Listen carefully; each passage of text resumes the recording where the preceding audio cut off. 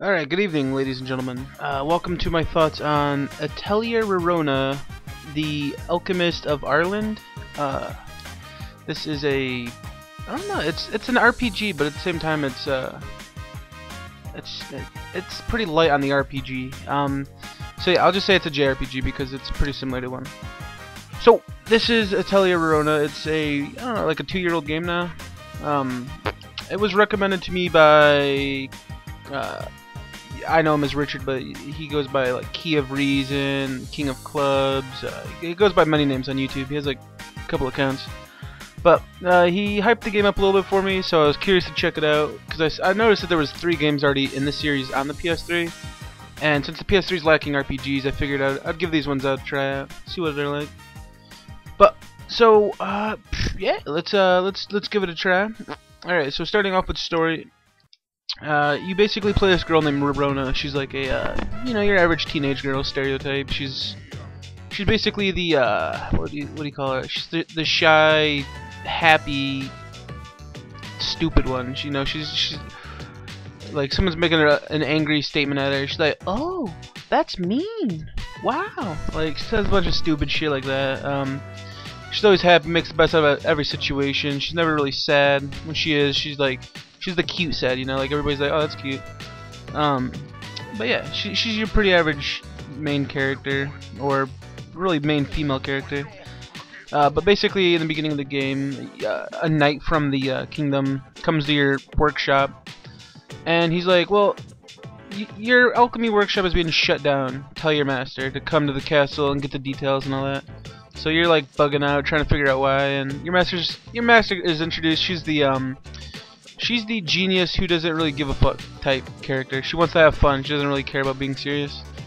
So she's always basically trying to make your character freak out. She's always like, no, she's one of those people, you know. She's really smart. She's really talented. She's kind of like controlling things behind the scenes, you know. Throughout the entire game, she always does these fucking things that piss me off. Where she'll be like, she's about to expose some plot, but then she's like, maybe we should talk about this in private, and then the screen goes black. Like every time. It happens at least like 12 times, man. Like every time there's a story development. You're about to figure out this relationship she has with the knight. Oh, black screen. It's kind of annoying, but maybe you can find out more about that. I don't know. But yeah, your master has no part in it. She's like, you go do it, figure out what's wrong. You figure out that the alchemy shop is being shut down because you're not producing enough revenue or whatever for the city. So you basically go back to your master. She says, I don't really care, you can take over the shop and do it yourself. And you're given the task of every 3 months you have an assignment. You're supposed to complete the assignment to keep the shop open for 3 years. So you end up having, I think, 12 assignments. And they're pretty easy usually. Usually you'll get the recipe right in the beginning of the assignment. It'll say like, create the amulet of, or not the amulet, like the crystal of Arland, which is just this big crystal that is pretty easy to make. You make it, turn it in. Each assignment is based on like how many you bring in, the type of item, and the quality of the item. So they kind of mix it up a little bit. They'll give you some rare items that you have to go farm and stuff, and it's okay. It's an okay story, but it's definitely the weakest element of the game. It's very average. Like there's no shocking revelations like you were betraying me this whole time, and like nothing like that. It's pretty lighthearted, pretty much. You know, all the characters are pretty nice to each other. You know, you got the knight who's very serious. You got the boy chef who's super passionate about his work. You got the best friend who's a what is it, yandere? They're like, oh, I don't care if you like me, but they secretly like you, and it's I don't know. It's a bunch of stereotypes, pretty much. The story itself, though, I mean, it's not nothing to like buy this game over, but it gets the job done. It's nothing crazy. I guess there's like 5 endings too or something. But you can build friendships with other characters and stuff like that. It's okay. I wasn't really expecting much. So I'm gonna disapprove of this story just because it was average, if not less than average. But going into gameplay, man, this is definitely the milestone of the game. Not the milestone. What the hell is that? It's like the shining part of the game, you know. It's the part that brings you in. Alright, so as I said before, you're given 3 years to basically keep your shop alive, and every 3 months you're given a new task. Let's say task 2, go find a like let's say you have to go find the resources to build a cannon. Yeah. You got to build a cannon and a barrel. You bring those to the guy. He'll be like, that's not bad. Make sure you bring in more or higher quality. Bring in more. They basically usually give you like 90 days to come up with the stuff to make it. And of course, throughout the game and stuff, you'll encounter different events. Like since the game takes place over 3 years, you'll see the fair 2 times or anything. Yeah, I don't think that you see the fair for a 3rd time. But every couple of months, you'll be introduced to a new character who can, of course, become your party member. By the end of the game, there's like at least 8 party members, I think. But yeah, I'll get into the game now. Basically, you have 2 portions of the game. You have the town, and then you have the outside of the town areas, we'll call it. The town is basically a hub. It allows you to go to different areas outside. But from the town, it's basically this overview where you can select which area you want to go to. Each area is very small. You have like your workshop, which is where you do all your crafting. You have the town hall, which is where you get new missions to help out the town and turn those missions in. And then you also, inside of that place, you also have the place where you turn in your assignment items. And then you have the marketplace, which is where you can buy resources, which aren't as good as ones you'd find out in the outside of the city, but they get the job done. You have those. You have the blacksmith, where you can buy new weapons, you can buy new armor, you can buy new resources from him. You have the restaurant, where you can buy food items. It goes on basically. The city's not big. It's not too small. I like it. It's the perfect size. You can't get lost in the city, but at the same time, it gets a little repetitive going to each area to make sure there's no event there. There's no indication that there's an event, so that kind of bums me out.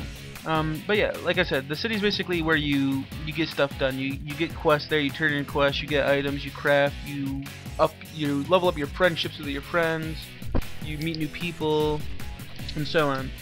But what happens though is you have to go outside of the city eventually to do stuff.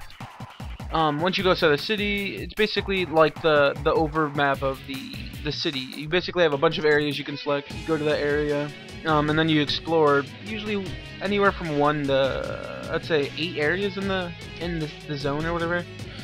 And these areas are very, very linear, very small areas that basically have harvest points along the road. So let's say you're just like walking around the road, kill a couple monsters, pick up a bush that gives you 3 berries and 3 flowers. Bam. You can take those back into your alchemy shop and store them or whatever. As for the gameplay, like the RPG elements, I said in the beginning it's pretty light. I mean, geez, for the first like 9 assignments, I never even came close to dying. It's very, very basic, very basic. You basically have your attacking. You have 2 partners. You have a skill. The skills don't require mana or skill points. They require your HP, which is pretty nice to. And you basically get equipment that affects all of this. And I was very impressed with the crafting system in this game. Basically, I'll get to that. But yeah, you use the outside areas to pick up resources. You can develop some of your friendships out there. You'll get certain cutscenes, like when you're traveling from areas. Pretty basic stuff. I approve of gameplay. I will note one thing. This game takes place over 3 years. I wish they did a little more with that. Like maybe the character's outfit would change, or their voices might get a little different. Nothing really impacts the game very much over the course of the 3 years. It's kind of a bummer. And I thought they brought in a lot of new areas and features pretty often. It doesn't keep the game boring or anything. Like throughout one assignment, you'll probably get introduced to a new area. You'll get introduced to new recipes, stuff like that. But yeah, I approve of gameplay. It's pretty fun, especially near the end. It starts picking up pretty hard. As for the sound, the OST is pretty average stuff. It's very, very. It's not quite fantasy, but it's like upbeat fantasy. There's a lot of harps and a lot of like flutes and accordions and weird stuff like that. But the voice acting is very good. They've got like a big cast of voice actors I like Johnny Bosch, we got Laura Bailey, we got Carrie Savage, we got Liam O'Brien. It's got a very good cast of voice actors. I approve of sound. It's pretty good. As for my likes and dislikes, the crafting system in this game is... that's basically what this game is known for, is being a crafting game. And they do a good job of it. Every item has stats, like, let's say this ore you picked up has +1 complexity, +3 attack power, +5 HP. Each of those things affect the item that you're crafting. So let's say you put that all into a sword, and then you combine that with a cloth. The cloth could also have 5 different stats that could affect it. And it's a very complex crafting system that you can customize and tweak very perfectly to like make really cool armor and stuff. I like the crafting a lot, and it came in pretty useful actually when you're doing a lot of the later game killing like high-level bosses and stuff like that. As for dislikes, I mean, I didn't really have any dislikes. It does kind of get a little repetitive when you just keep pooping out the same items, leveling it up. Usually what I'd do is at the beginning of the assignment, I'd finish it off really fast and then just use the rest of the assignment months to raise money, level up my friendships, and basically just go explore the world. Alright, overview time. Alright, so this is a pretty interesting game. I think it's definitely worth a run if you're into RPGs and you're looking for something different. If it's cheap, definitely buy this game. It's definitely worth like anywhere from $10 to $25. It's a good 20-hour RPG to just play through. Yeah, with that said, if you made it this far, you're pretty cool.